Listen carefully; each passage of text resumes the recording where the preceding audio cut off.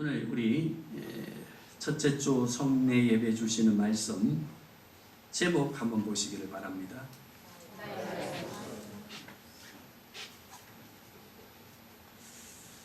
나의 모습은 한번 한 3초 동안 한번 생각해 보시기 바랍니다. 한번 그려 보시기 바랍니다. 한 해를 달려온 나의 모습은 어떤 모습인가? 지금 오늘 거룩한 주의 성찬에 참여하는 나는 지금 어떤 모습으로 참여하고 있는가 한번 생각해 볼 수 있기를 바라고, 우리 성경은요, 하나님께서 우리에게 성경의 말씀을 주신 이 말씀, 성경의 내용은 목적이 무엇이라고 했습니까? 하나님의 아들 예수 그리스도를 통해서 우리를 구원하시려고 하는 구원의 목적을 가지고 우리에게 성경의 말씀을 주셨습니다. 어디에 주셨는가 하면요, 우리의 두뇌에만, 우리의 소설 같은 어떤 추상적인 이야기로만 주신 것이 아니라 그 구원의 계획을 어디에서 펼쳐 가십니까? 우리가 살고 있는 우리의 역사 속에서 펼쳐 가신다. 그래서 하나님의 아들 예수 그리스도를 통해서 우리를 구원하시려고 하는 구원의 계획이 어디에서 펼쳐져 왔다? 펼쳐져 가고 있다? 우리가 살고 있는 역사 안에서. 그래서 이것을 우리 기독교는 무슨 역사관이라고 한다고 했습니까? 구원사적 역사관. 이게 이제 우리 기독교의 역사관입니다. 세계관입니다.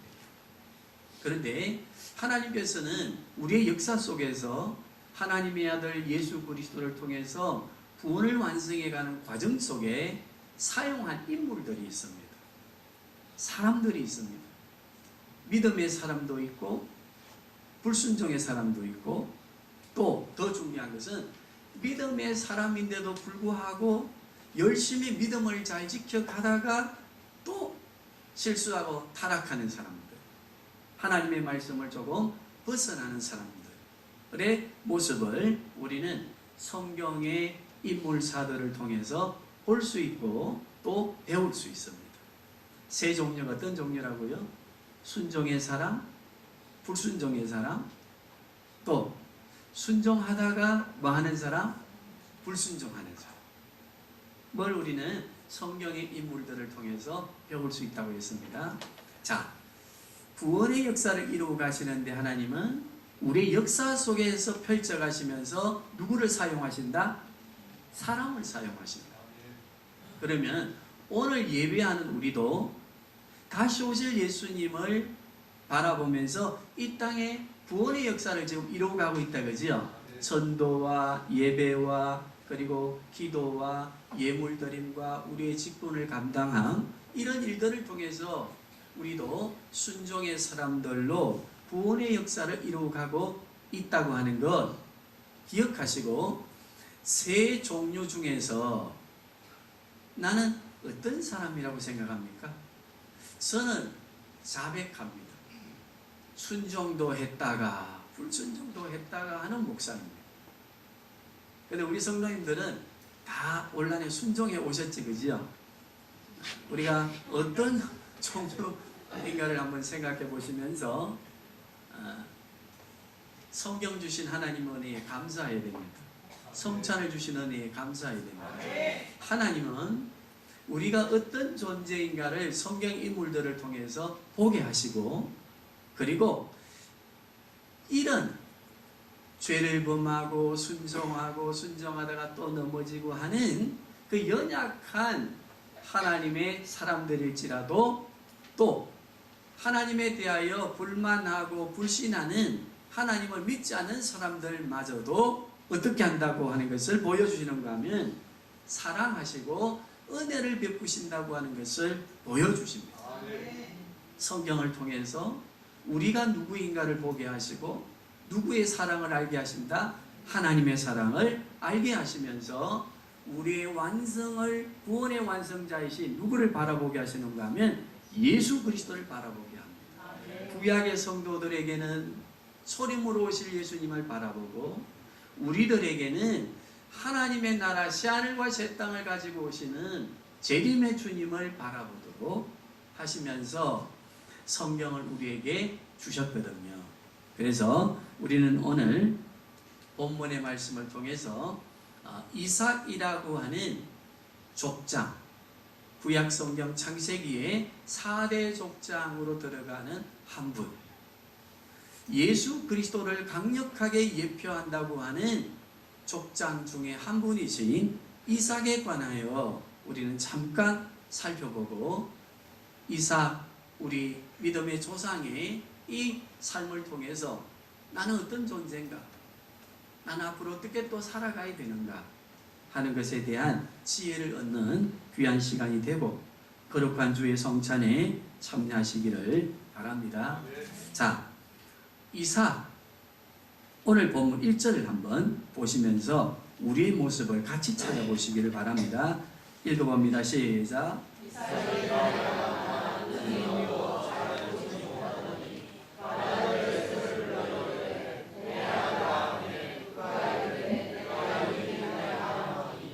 성경을 우리에게 기록하여 주신 목적이 뭐라고 했어요? 하나님의 아들이신 예수 그리스도를 통해서 우리를 구원하시기 위한 목적으로 성경을 기록해 주셨기 때문에 우리는 성경을 읽으실 때에 항상 염두에 두어야 되는 것은 우리의 구원을 목적으로 성경의 말씀을 주셨다. 그렇다고 한다면, 자, 1절에 보니까 이삭이 나이가 많아 눈이 어두웠다라고 할 때는요, 나이가 많으면 눈이 어두워지는가, 어두워지는 것, 그거 당연하겠죠. 침침해지는 거. 그러나 그것을 말하려고 하는 것보다는 나이가 많으니 눈이 침침하다고 하는 것, 생리적인 현상을 가지고 무엇을 말하려고 하는가 하면 이삭의 영적인 눈이 함께 어찌되어졌다? 어두워졌다. 이삭의 눈이 왜 어두워지고 영적인 눈이 어두워지고 영적인 눈이 어두워지니까 그 믿음이 좋았던 이삭, 창세기 25장 19절에서 23절까지 쭉 읽어보시면 어떤 이삭이었습니까? 아내 리브가가 임신하지 못해도 기도했습니다. 아버지 아브라함은 무슨 일을 저질렀는데 풍습을 따라서 여인을, 사라의 여종, 몸종인 하갈을 취하여 아들을 얻었는데 이삭은요 그걸 범하지 않습니다. 리브가가 몇 년 동안 아이를 갖지 못했습니까? 20년 동안, 19년 동안 아이가 없어도 어떻게 했어요? 하나님께 기도하자. 자, 리브가가 아들을 얻었습니다. 태중에 쌍둥이 녀석들이 전쟁을 합니다. 그죠? 견딜 수가 없어서 이거 내가 어떻게 해야 되겠습니까? 도저히 이거 만삭되어서 이 아들을 놓을 수가 없습니다. 아들인지 딸인지 알 수 없는데 어떻게 알았을까? 하나님의 약속이 있었거든요. 그렇지만 이삭은 뭐라고 말했습니까? 이것도 누구에게 물어보자? 하나님께 물어보자. 15, 6살 되었을 때에 아버지 아브라함이 모리아산에 가서 아들 이삭을 제물로 바치려고 할 때 요즘 아이들 같으면 아버지 맞아 죽었다 그지요? 그렇지만 어찌했습니까? 순종했습니다. 그랬던 이삭인데 인생 말년이 쭉 가면서 무엇이 어두워졌다? 눈이 어두워졌다고 하는 것은 누구와의 관계가 조금 소원해졌다? 하나님과의 관계에 문제가 생겼다. 영적인 문제가 생기니까 어떤 현상이 오는가? 자, 2절 한번 보십시다. 시작. 이삭이 이르되, 자, 여기 보니 어느 날 죽을런지 알지 못하니 나이가 많아서 라고 할 때요, 이 죽음에 대한 의문이 생깁니다. 하나님을 믿는 우리는요, 죽으면 이 땅을, 하나님의 나라를 누리고 살다가 죽으면 어디를 가요? 천국으로 옮겨가지, 그지요? 이삭이 처음에는 그 신앙이 있었으니까 재물이 되는 것도 두려워 안 했어요. 어떤 문제가 생길 때마다 하나님께 기도했어요. 그런데 갑자기 2절, 영적인 눈이 어두워지고 침침해지니까 어떤 현상이 생깁니까? 죽음에 대한 불안이 옵니다. 염려가 생깁니다. 천국에 대한 확신이 없습니다. 내가 언제 죽을지 모르니 라고 하는 이 의문적인 발언은 무엇을 의미한다고요? 죽음에 대한 불안과 염려와 이 땅을 떠나면 하나님의 나라 간다고 하는 확신이 있어졌어요? 없어졌어요? 없어졌어요. 우리 성도님들, 우리의 모습 한번 보십시다. 언제 죽을지 모르니까 돈 조금 더 벌어서 우리 자녀들에게 유산 남겨야지, 그렇게 생각하시면서 지금도 뛰어다니십니까? 올 한 해를 우리가 보낸 우리의 모습입니까? 우리는 그러면 이삭의 모습을 통해서 우리의 모습을 보시면서 정말 고백하는 마음으로 주의 성찬에 참여해야 될 줄로 믿습니다. 이 땅 떠나면 천국 간다고 하는 확신 있습니까? 없습니까? 있습니다. 그렇다고 한다면 우리가 아멘으로 크게 대답했으니까 우리의 삶의 여정에 하나님의 나라를 확신하는 삶이 우리의 삶에 있어야 됩니다. 이것을 종말론적 삶이라고 했다, 그지요? 종말론적인 삶은 천국에 있으니 나는 천국 갈 사람이니 이 세상의 것은 청지기적 관리자로 살아야 되고 내 소유가 아니다 라고 하는 생각을 가져야 되는데, 이삭은 유감스럽게도 소유의 마음이 막 생깁니다. 뒷정에 가보면. 자, 기억하시고 두 번째 우리 3절을 한번 보시기를 바랍니다. 시작.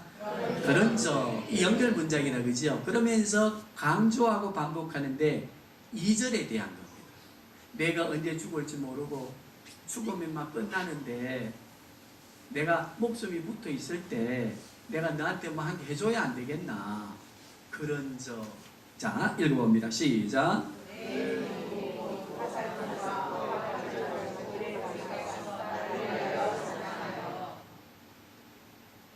에서는 뭐 하는 사람이었어요? 사냥하는 사람이었어요. 그러니까 에서에게 부탁합니다. 내가 언제 죽을지 모르는데 내가 살아있을 때, 정신 있을 때 내가 너에게 복을 축복해야 되겠다. 그러니까 내가 화살통에 화살을 가지고 가서 내가 잘하는 사냥을 해서 짐승을 잡아오너라.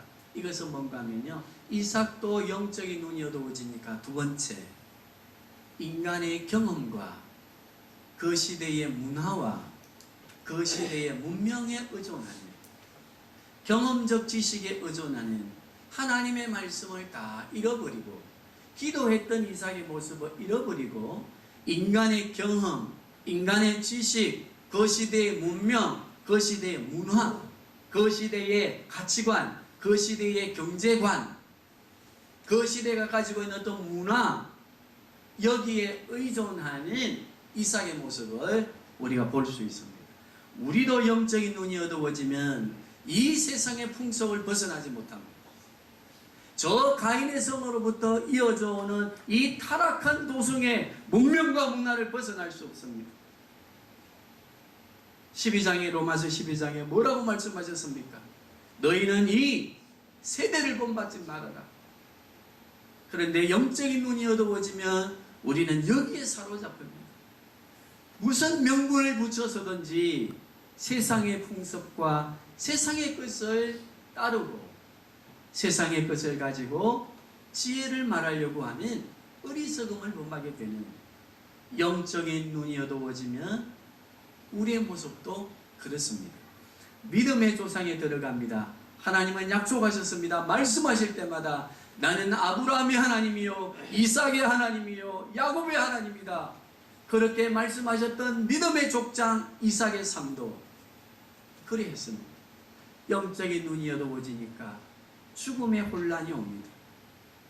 삶의 혼란이 옵니다. 세상의 지식과 세상의 풍속을 의존하게 되어지는 모습을 보게 됩니다. 4절 한번 보십시다. 시작.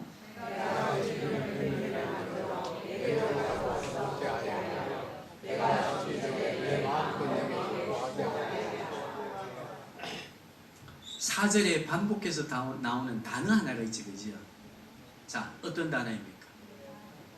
성경을 읽을 때 이해하시려고 하면, 성경을 깊이 이해하시려고 하면 반복해서 한 단락 안에 나오는 단어를 기억하라 했지, 그지요? 제일 많이 나오는 단어. 자, 4절 한번 보십시다. 시작. 뭘로 시작합니까? 내가. 그 다음에요. 내가 즐기는 별미. 네. 또 내가. 또 네. 네. 내가 축복하게 하라. 주인이 누구입니까? 하나님 중심입니까? 자기 중심입니까? 하나님을 섬기는 우리도 우리의 신앙의 영적인 눈이 어두워지면 내 인생의 삶을 내가 살려고 노력합니다. 내가 우리는 누구의 은혜 가운데 삽니까? 하나님의 은혜 가운데, 하나님의 예정하심과 하나님의 선택하신 그 은혜 가운데, 작정하심 가운데 우리 인생의 삶의 여정이 이어져감을 믿는다 하면서도 하나님과의 관계가 소원해지고 영적인 눈의 어두움이 주어지면 내 인생의 삶의 주인이 하나님이 되시는 것이 아니라 누가 된다고요? 내가 돼. 내가 안 움직이면 굶어 죽고 어떻게 하고 내가 이래야 부자 되고 등등 내가가 주인 되고. 이삭이 그랬습니다. 세 가지 시작. 이삭의 눈이 어두워지니까 세 가지가 뭐였습니까? 죽음의 문제가 혼란스럽고, 두 번째요, 세상의 풍속을 따르게 되고, 세 번째, 자기 자신이 자기 인생의 주인이 됩니다. 온란에 살아오신 우리 성도님들의 삶의 모습을 보시면서 주의 거룩한 성찬에 참여할 수 있기를 바랍니다. 우리는 어떻게 살아오셨습니까? 내년을 어떻게 살아가실 겁니까? 내년에 우리에게 준 직분을 어떻게 감당하시겠습니까? 우리는 영적인 눈이 왜 어두워졌는가에 대한 것을 결론적으로 한번 생각해 보시길 바랍니다.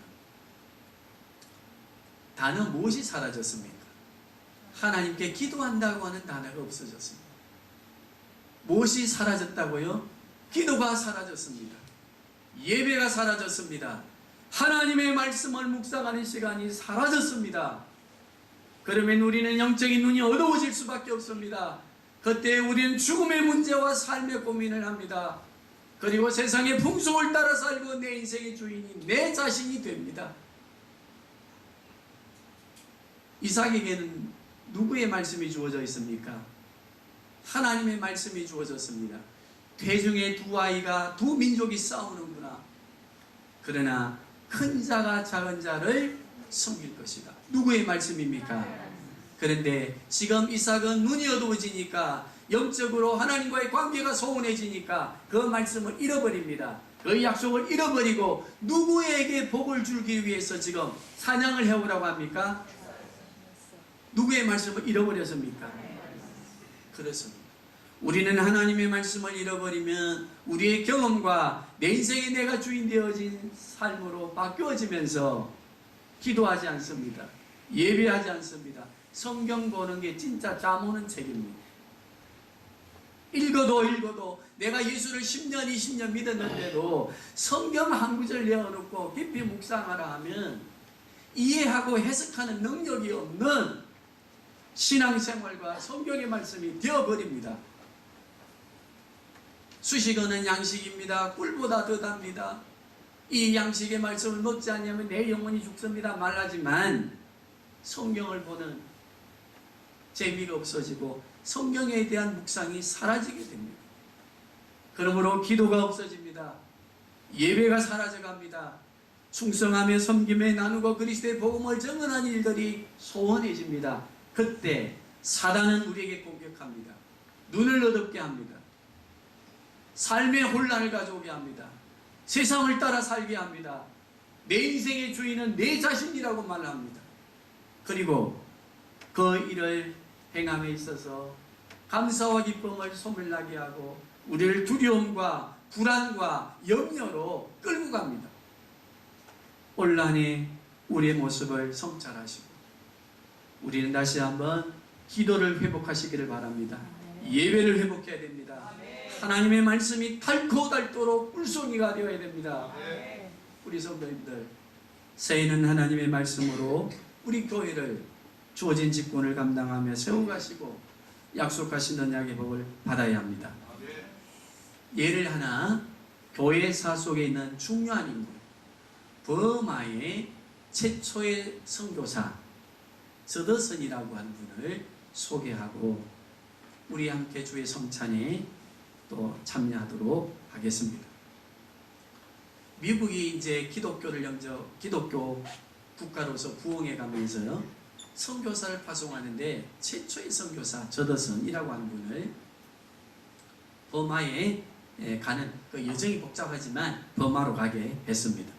그리고 버마에서 고난과 고통을 다 겪으면서 선교 사역을 하던 이 저더슨이 미국 본국으로 돌아와서 이제 순회 집회를 하게 되어졌는데 그 순회 집회를 할 때에 많은 사람들이 몰려와서 저더슨을 통해서 버마에 있는 소식, 가보지 아니했던 미개하다고 생각했던 그 나라의 풍습이 뭐며 의상이 뭐이며 그 버마에 대한 소식들을 듣기를 원했고 선교하는 사역에 큰 은혜 받은 간정들을 듣기를 원해서 막 몰려왔습니다.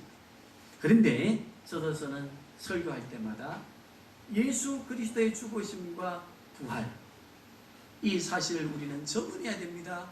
나는 그 일에 순종하고 있습니다. 라고 하는 설교만을 합니다. 그러니까 청중들한테 불만이 나왔습니다. 아니 우리 예수님이 우리 죄를 위해 죽으셨고 부활하셨고 우리가 그분을 믿으면 천국 간다 소리는 주일마다 가서 듣는데 예배할 때마다 듣는 설교인데 기대하고 왔던 저더슨 선교사마저도 그런 걸 설교하나 우리에게 좀 새로운 정보를 주고 새로운 지식을 주고 그리고 우리에게 은혜 받은 경험들을 이야기하면서 우리의 삶의 변화가 있도록 좀 해주면 안 되나라고 하는 불평이 막 쏟아지기 시작했습니다. 그리고 친구 한 분이 찾아와서 저더슨 선교사에게 공고를 했습니다. 새로운 소식을 좀 전해주게. 그때에 저더슨 선교사님은 분명하게 자기의 말을 전달했습니다. 어떻게 전달했는가 하면 이보게 주일마다 가서 듣는다고 하지만 새로운 소식 굿뉴스는 복음 밖에 더 있나? 버마의 소식이 새 소식이라고 생각하지만 그러나 저 하늘의 소식을 날마다 듣는 이 새 소식 이 복음을 우리가 들어야 되지 않겠나? 우리가 하나님의 은혜를 경험하는 경험담을 듣기를 원한다는데 예수 그리스도가 십자가에 피 흘려 죽으셨다가 부활하셔서 우리에게 영원한 생명을 주셨다고 하는 그 경험 그 계기론보다 더 큰 경험이 어디 있겠나? 그러므로 내가 이 땅을 사는 한 나는 계속해서 그리스도의 죽으심과 부활과 다시 오실 그리스도와 함께 주어지는 새 하늘과 새 땅을 정언할 것입니다. 우리 성도님들 성찬에 참여하시는 이게 우리는 매월 첫째 주 성찬 예식을 합니다. 의식이 되어서는 안 됩니다. 우린 여기에 새로운 경이로움을 경험해야 됩니다. 그 어떤 간정보다도 더 큰 간정, 비교할 수 없는 간정이 하나님이 우리를 사랑하사 예수 그리스도를 우리 죄를 구속하기 위해서 십자가에 죽게 하신 이 사건의 경험보다 그 사실을 믿는 경험보다 더 큰 경험이 어디에 있겠습니까? 이 땅에 어느 나라가 있단다, 어디 지역 가면 좋단다, 여행의 장소가 좋더라고 하는 새로운 정보, 새로운 인생의 경험 지식 중요합니다. 그러나 저 영원한 천국의 세계에 대한 경험, 지식보다 더 큰 게 어디 있겠습니까? 주의 성찬에 참여하는 우리들 성찬의 의미를 기억하시고 예배하는 우리들 하나님 나라의 새로운 소식과 정보들을 통해서 기뻐하는 우리 교회가 되어야 됩니다.